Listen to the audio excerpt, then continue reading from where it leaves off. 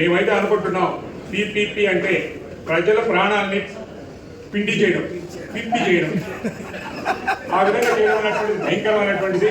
ఈ ప్రోగ్రాంలు మాత్రం ఎట్టి పరిస్థితిలో అంగీకరించేది లేదు. రెండవ పాయింట్, వైద్యం అన్నది, ఆరోగ్యం అన్నటువంటిది ప్రభుత్వాల దయాదాక్షిణ్యాల మీద ఉండకూడదు, ఒక ప్రజల హక్కుగా ఉండాలి. ఇప్పుడు చంద్రబాబు నాయుడు ఏం చెప్తున్నాడు, ఈ వచ్చేటువంటి కొత్త కాలేజీల్లో వైద్యం అంతా ఉచితం. ఏది ఉచితం? ఓపీ సెక్షన్ ఉచితం. ఓపీ కన్సల్టేషన్ అయిన తర్వాత మిగిలినంతా కట్టాలి.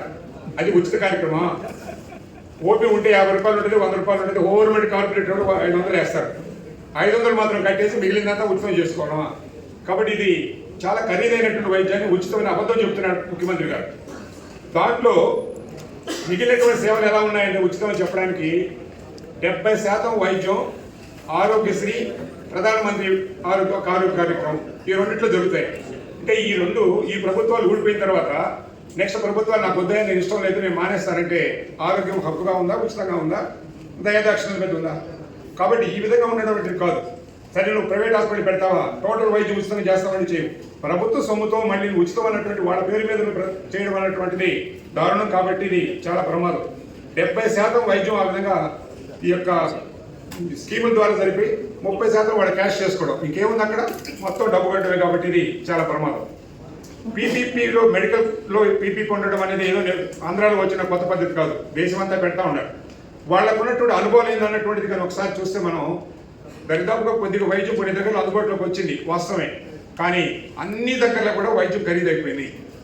పేదవాడు ఈ వైద్యాన్ని పొందేటువంటి పరిస్థితి లేనే లేదు. అంత తీవ్రంగా వైద్యం ఖరీదు పెరిగేటువంటి దాన్ని ఆంధ్రప్రదేశ్ ప్రజలు గ్రహించలేరు, దేశ ప్రజలు కూడా భరించలేరు. పేదవాడు మరింత పేదరికంలో నెట్టబడుతున్న పరిస్థితి వైద్య ఖర్చులకు ఉంది. అందుకని ఈ పద్ధతిని మనకి అవసరం లేదన్నటువంటిది. ఇంకా మాట్లాడితే ఆరోగ్యం అనేది ఒక హక్కుగా ఉండాలి. ఆరోగ్య హక్కు చట్టాన్ని తేవాలని చెప్పి ప్రజారోగ్య వేదికగా మేము డిమాండ్ చేసినటువంటి అంశం. ఇప్పుడు కాదు, ఈ చట్టం వచ్చినప్పటి నుంచి కాదు, ముందు నుంచే చెప్తున్నాం. ఆఖరి ఒక పాయింట్, మెడికల్ కళాశాలలో ఉన్నటువంటి సకల సీట్లను అమ్ముకోవడం అనేటువంటి చేయడం ఒకటి ఆర్థిక అంశం అయితే, రెండవది రిజర్వేషన్ అంశం. సగం సీట్లను ఆ విధంగా అమ్ముకోవడం కారణంగా ఉన్నటువంటి రిజర్వేషన్లన్నీ కూడా సగం తగ్గిపోతాయి.